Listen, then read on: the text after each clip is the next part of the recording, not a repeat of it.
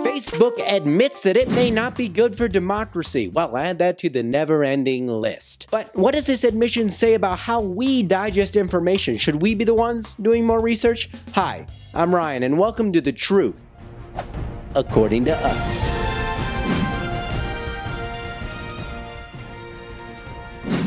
If you want to keep up with the latest news and know how it's going to affect you, but don't want to be so serious about it, then make sure you hit that subscribe button and notification bell.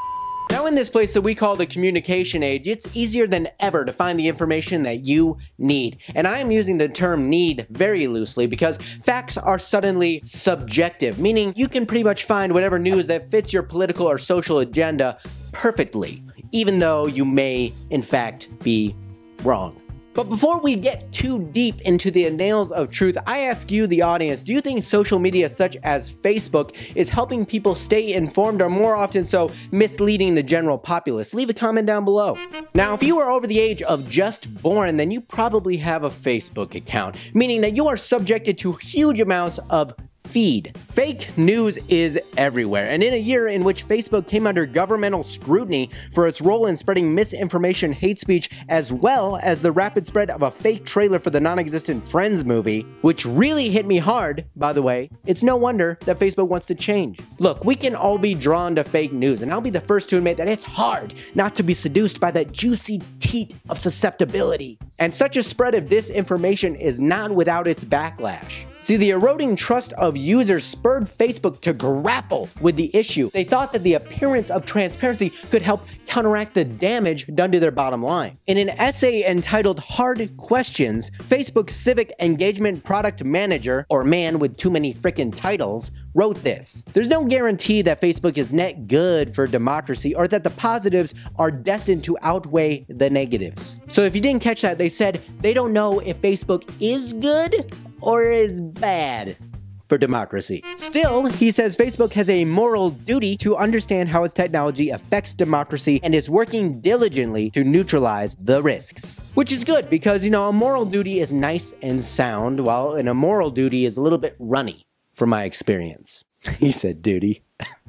To tackle this, Facebook is going to begin surveying its users about news sources that they trust. Now, this overhaul to the newsfeed is going to prioritize posts from friends and family over those from publishers. So Facebook is going to ask its users, the same users that find it very difficult to distinguish misinformation from truth, and put them in charge. What could go wrong? The idea is that some news organizations are only trusted by their readers and watchers, and others are broadly trusted across society, even by those who don't follow them directly. Okay, stop. Isn't that subjective too, though? For instance, I generally lean politically left because I'm a libtard, alright? And that means that I would say that someone like the New York Times is trustworthy. But someone that leans politically right might say that Fox News, or if they're extreme, Breitbart would be trustworthy. And if you don't follow any of these publications because, you know, you have a life and you go outside and you see birds and stuff, how would you even trust any of these publications? And that brings us back to trust. See, 64% of respondents don't believe that online companies are regulated enough. 63% think that they lack transparency. 62% believe that social media platforms are selling users' data without their knowledge. And just over half of the respondents think that platforms like Facebook and Twitter are taking advantage of their users' loneliness. And I agree. If you spend most of your daily life living on Facebook and Twitter just for funsies, then you may potentially qualify as being lonely. I'm talking to you, Dad. Now, personally, I think that there's a fine line here. There's so much information being thrown at us all the time that knowing the full truth is sometimes the hardest part about being informed. And at the end of the day, I think that we have to look into these issues ourselves. By being more researched, we can be sure that the information we are receiving is in the right. So I pass this question off to you. Who do you trust? And that's The Truth, according to us.